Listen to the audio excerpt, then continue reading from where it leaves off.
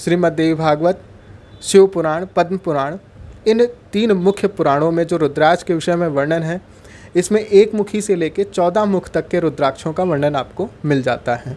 भक्तों नमस्कार, हमारे चैनल अस्तित्व दर्पण में एक बार फिर से आप सभी का हार्दिक स्वागत है। और रुद्राक्ष की श्रृंखला को आगे बढ़ाते हुए एक बार फिर से आए हैं रतन विज्ञान केंद्र, और इनसे जानते हैं जो रुद्राक्ष होता है वो हमारे दैनिक जीवन में किस प्रकार उपयोगी होता है, उससे हम क्या क्या लाभ प्राप्त कर सकते हैं। तो आचार्य अमित शर्मा जी से हम जानेंगे रुद्राक्ष का जो बीज होता है, भगवान शंकर का जो आशीर्वाद है, तो उसको हम कैसे धारण करते हैं और वो कितने प्रकार का होता है और कब कब धारण किया जा सकता है। वो अस्तित्व दर्पण के आप सभी सम्मानित दर्शकों को जय सिया राम। और आज जो आपके प्रश्न हैं रुद्राक्ष को लेके, मैं उसमें पूरी कोशिश करूंगा कि आपको रुद्राक्ष के विषय में बहुत ही अच्छी जानकारी मैं दे सकूं। देखिए, रुद्राक्ष को लेके सबसे पहले जो मत आप सभी को पता है और धार्मिक लोग निसंदेह उस पर बहुत अच्छे से जानते हैं कि रुद्राक्ष भगवान शिव की कृपा से हमें प्राप्त हैं। भगवान शिव का मुख्य हिस्सा ही है वो, यानी भगवान शिव ने अपनी कृपा पूर्वक वह हमें वरदान दे रखा है कि जिससे कलयुग में हम अपने कष्टों को पार कर सकें।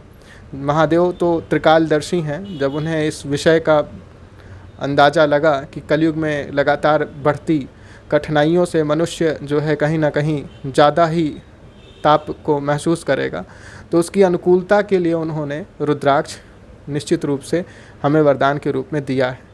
तो रुद्राक्ष को जो भी व्यक्ति धारण कर रहे हैं पहले से वह उसके आनंद को जानते हैं। जो नहीं धारण कर रहे हैं उन्हें मैं यह सलाह देना चाहूँगा कि आप उसे धारण करें और आपको काफ़ी अच्छा लाभ मिलेगा।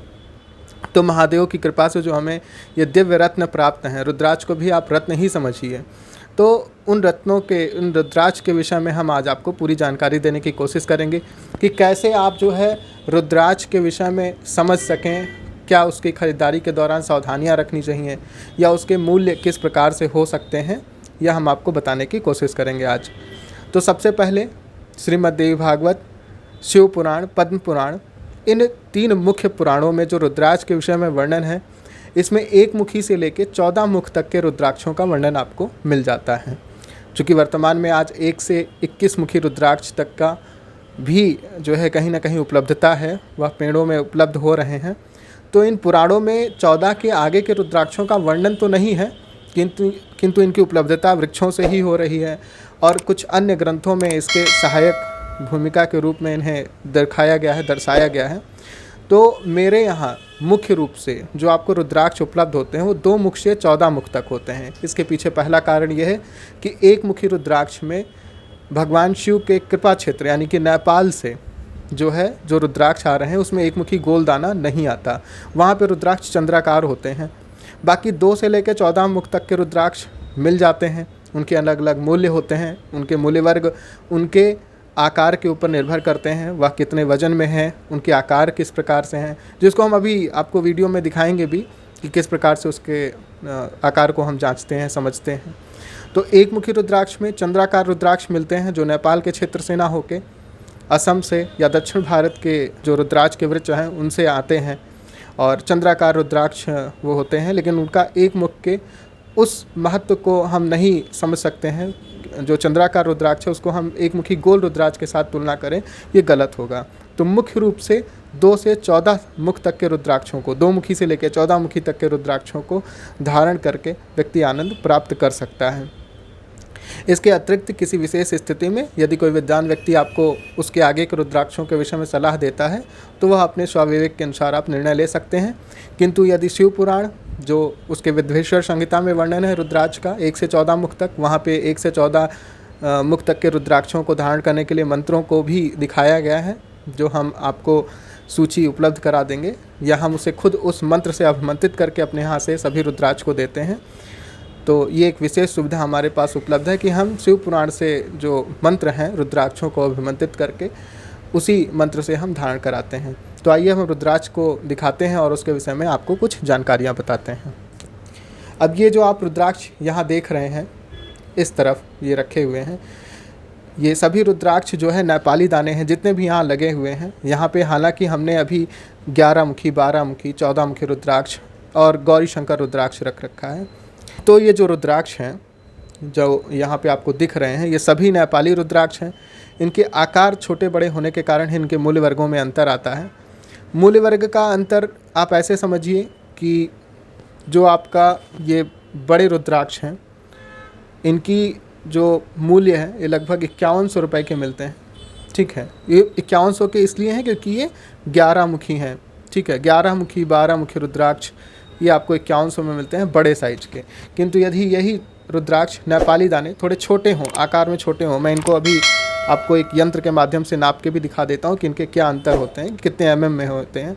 अब ये रुद्राक्ष आपका 2500 में जो है आ जाता है। ये देखिए, आप अगर तुलना करिए तो लगभग इसके आधे जो है आकार का ही यह रुद्राक्ष है। तो यह रुद्राक्ष आपको 2500 रुपये में उपलब्ध हो जाता है हमारे यहाँ कार्यालय पे। और ये सभी रुद्राक्ष आपको चांदी में बनवा कर कवच में अवमंत्रित कर कर उपलब्ध किए जाते हैं। रुद्राक्ष में जो बनावट का प्रश्न आता है कि बनावटी है कि नहीं, शुद्ध कैसे उसे पहचाने, तो सबसे पहले तो कुछ समय पहले रुद्राक्ष जो नकली आते थे उसको प्लास्टिक से बनाया जाता था। उससे गर्म दूध में या पानी में डाल के लोग चेक करते थे कि वो अनसेप्ड हो जाए, यानी वो जो है उसकी आकृति सही ना रह जाए, तो वो नकली है। प्लास्टिक से बने होने के कारण जैसे ही उस पर ताप पड़ेगा, गर्म किया जाएगा, वह जो है कहीं ना कहीं अपनी आकार को खो देगा। लेकिन अब जब इस तरीके के रुद्राक्षों को बाज़ार ने जांचना शुरू कर दिया, भक्तों ने जांचना शुरू कर दिया, तो लोगों ने फिर नकली बनाना शुरू कर दिया कि 5 मुख हैं 6 मुख हैं, उस पर उन्होंने कृत्रिम तरीके से जो है उस पर मुख की आकृति बना दी और वह फिर जो है रुद्राक्ष नकली हो गए। हालांकि इसको लेके भी एक अच्छा तरीका है जिससे आप उसे जांच सकते हैं। मैं उसे आपको दिखाता हूँ। ये रुद्राक्ष को हमने कुछ रुद्राक्षों को कटवा कर और उसको जो है उसके जो एक्सरे करके आप जानकारी देखेंगे कि किसी भी रुद्राक्ष का जब एक्सरे कराते हैं तो उसके अंदर का स्ट्रक्चर कैसा होता है, उसे जानने के लिए हमने रुद्राक्ष को कटवा कर यहाँ पर रखा है ताकि आप उसे समझ सकें। यह रुद्राक्ष है। इस रुद्राक्ष में आप देखेंगे यह पंचमुखी रुद्राक्ष है। मैं इसको निकाल के दिखाता हूँ। ये 5 मुख का रुद्राक्ष है। इसमें ये 5 लकीर हैं यहाँ पे। और जब इसको इस तरफ से आप देखेंगे तो इसमें देखिए 2 2 4 और एक ये छोटा सा चैम्बर, 5 मुख यहाँ पे दिख रहे होंगे आपको। एक रुद्राक्ष यहाँ पे 4 मुखी मैं आपको दिखाता हूँ। ये थोड़ा सुंदर सा रुद्राक्ष है। देखिए इस पे 4 मुख हैं, इसमें बीज भी 4 हैं, तो 12 मुखी में 12 चैम्बर होंगे। हाँ, ये बात ध्यान रखिएगा, चूँकि जितने मुख कम होते हैं उसमें बीज के दृश्य सरलता से आ जाते हैं। छोटे में क्या होता है, वो लकीर छोटी हो जाती है, मुख का जो बीज होता है वह थोड़ा लघु होगा। तो इस प्रकार से आप रुद्राक्ष को जो है एक्सरे मशीन के द्वारा, क्योंकि हर बार रुद्राक्ष को कटवाया नहीं जा सकता, हमारे पास क्या है कि यह जो है एक बिक्री का भी केंद्र है। हमारे पास एक कार्यालय है जिससे हम रुद्राक्ष बनवाते हैं। हमारे बृहद स्तर पे रुद्राक्ष का व्यापार है। इस वजह से हमने यहाँ पे 5 मुखी 7 मुखी या कुछ रुद्राक्षों को कटवा कर रखा है, दिखाने और समझाने के लिए। अब मान लीजिए कोई 5100 का रुद्राक्ष खरीदेगा तो हर बार उसे काट कर तो जांचेगा नहीं। इस विषय को जांचने के लिए एक्सरे मशीन से इसकी जांच रिपोर्ट निकलवा ली जाती है। हालांकि अनुभव के आधार पे भी जब आप ध्यान से देखेंगे तो आपको मुख उसमें बना हुआ समझ में आ जाता है, जो आपको विशेषतः हमारे कार्यालय आने पर या 2-4 बार की खरीदारी करने पर आपको समझ में आ जाएगा। तो इसलिए उससे बहुत घबराने की ज़रूरत नहीं होती है। और जो है मूल्य वर्ग के आधार पे भी ज़्यादातर प्रतिष्ठान सही ही रखने का प्रयास करते हैं, चूँकि मार्केट में हर तरीके के लोग हैं। किसी को ये नहीं कहा जाएगा कि सिर्फ वह व्यक्ति नकली बेच रहा है या हमारे पास ही असली हैं। जो हमने सभी जो है भक्तों से, ग्राहकों के द्वारा जो मुझे जानकारी मिलती है, कई लोग रुद्राक्ष लेके आते हैं, उनके रुद्राक्ष अच्छे भी होते हैं, कुछ लोग आते हैं लेके नकली भी होते हैं। तो ये बाज़ार है, बाज़ार में हर विषय की संभावना होती है। एकीकृत करके मैं कोई ये बात नहीं कहना चाहूँगा कि आपको हर जगह नकली ही मिलता है, असली सिर्फ हमारे पास है, ये सब बातें नहीं। आपको रुद्राक्ष अच्छा हमारे पास मिल जाएगा, उत्तम मिल जाएगा। और मैं पूरी कोशिश करता हूँ कि बाज़ार से उचित मूल्य वर्ग पर आपको हमारे पास जो है रुद्राक्ष उपलब्ध रहें।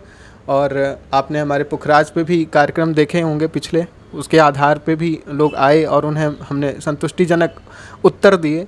और जिनको जो भी चीज़ें समझ में आई, या तो उन्होंने खरीदारी की या उनकी जानकारी का स्तर बढ़ा। तो आप जो है रुद्राक्ष के विषय में हमारे पास 1 से 14 मुख तक के रुद्राक्षों का क्रम, हम आपको अगले कार्यक्रम में सिर्फ एक एक रुद्राक्ष पर आपको जानकारी देंगे, आपको बताएंगे कि ये एक मुखी रुद्राक्ष है तो उसकी क्या उपलब्धता है, उसका आकार क्या है, जिससे आपको रुद्राक्ष के 14 प्रकार की अलग अलग जानकारी हो। अगर हम आज के ही कार्यक्रम में आपको 1 मुखी, 2 मुखी, 4 मुखी सभी को दिखाएंगे तो वो समझना कठिन होगा।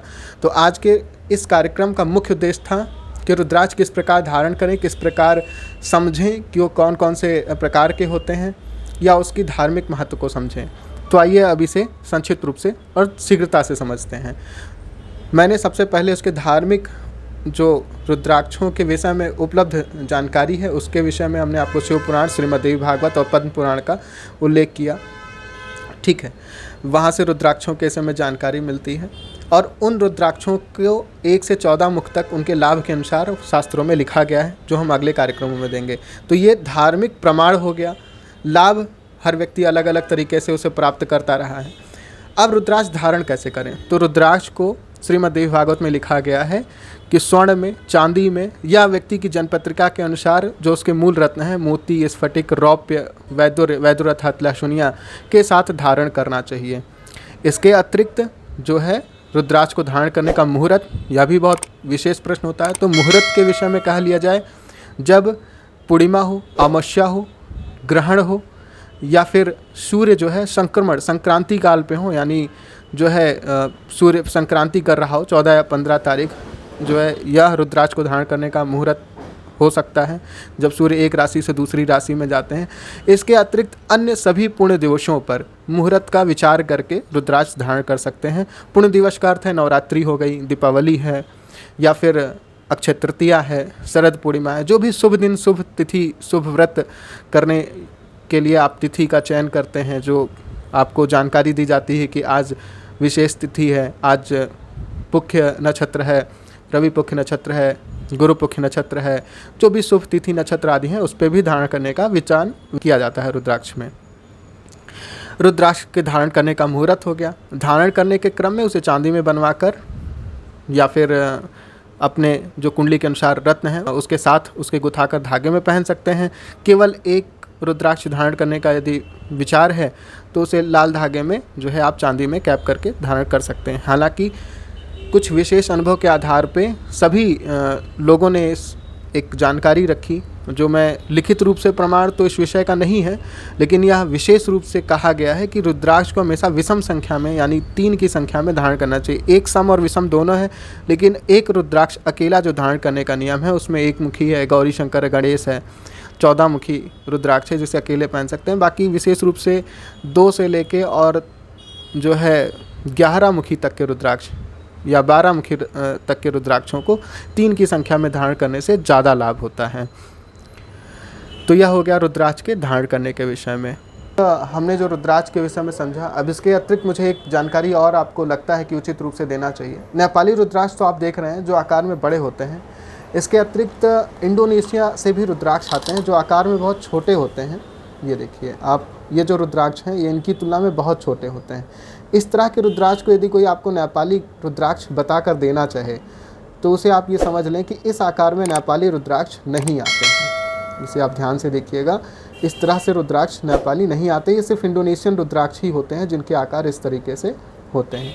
हालांकि इंडोनेशिया में भी रुद्राक्ष के पेड़ हैं और पर उनका क्षेत्र विशेष, जो उस क्षेत्र का प्रभाव है उसके कारण हो सकता है कि उस गुणवत्ता के रुद्राक्ष वहाँ पे ना बन रहे हों जो नेपाल में हैं। रुद्राक्ष जो नेपाल के क्षेत्र में जितने अच्छी गुणवत्ता वाले बनते हैं पेड़ों में नेचुरली शुद्ध रूप से, वह जो है अन्य क्षेत्रों में उनकी जो प्रजातियां हैं वो उतनी उन्नत नहीं हैं, उनके आकार छोटे हैं, उनमें वो उतनी गुणवत्ता का बल नहीं है, पर संक्षिप्त रूप से वो काम करते हैं। चूँकि यदि किसी को यहाँ पे मूल्य वर्ग की स्थिति से समस्या हो सकती है, क्योंकि जो 12 मुखी रुद्राक्ष अगर नेपाली 5100 का है तो इंडोनेशियन वहाँ पे मात्र 1100 में, 800 में है, 500 में है, तो उसका अधिकतम मूल्य 1100 है। तो इस वजह से जो है रुद्राक्ष लोग इंडोनेशियन और नेपाली के बीच में भी छोटे धारण करके कुछ लाभ जो है प्राप्त करते हैं। और उत्तराखंडी रुद्राक्ष भी आते हैं जिनके आकार छोटे छोटे होते हैं, पर हिमालयन रेंज होने की वजह से वह काम करते हैं। तो रुद्राक्ष में बहुत सी वैरायटी होती है जिसे हमें बहुत सूक्ष्मता से समझना होता है। सिर्फ आकार प्रकार ही नहीं, अन्य विषय भी हैं। अब रुद्राक्ष के मुख के हिसाब से, मुख के अनुसार जो हम उसमें कार्यक्रम आगे उपलब्ध कराएंगे वो तो आपको एक निश्चित जानकारी उपलब्ध करा देगा। अभी हम आपको एक रुद्राक्ष के जो बने हुए हैं, जिसमें 1 से 14 मुख तक के रुद्राक्ष, एक मुखी चंद्राकार और यहाँ तक के रुद्राक्ष उपलब्ध हैं, वो हम आपको दिखा रहे हैं। ये सभी नेपाली दाने हैं, मध्यम आकार के। उसको इस तरह से बना के भी रखा गया, इसे सिद्ध माला बोलते हैं, 1 से 14 तक के हैं।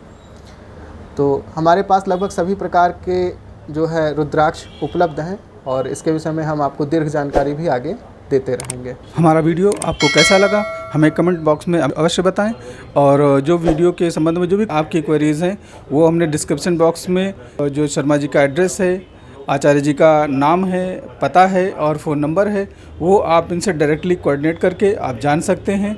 और जब भी हो आपको यदि इन फ्यूचर आपको कोई रुद्राक्ष परचेज़ करना है तो आप आसानी से यहाँ पर इनसे संपर्क करके आप रुद्राक्ष परचेज़ कर सकते हैं। और हमारी वीडियो को अभी तक आपने लाइक नहीं किया है तो लाइक कर दें, शेयर कर दें और हमारे चैनल को सब्सक्राइब करें, ताकि हमारा भी मनोबल बढ़ता रहे और हम इसी तरीके से आगे भी वीडियोज़ बनाकर डालते रहें। हमारा वीडियो देखने के लिए आपको धन्यवाद। नमस्कार।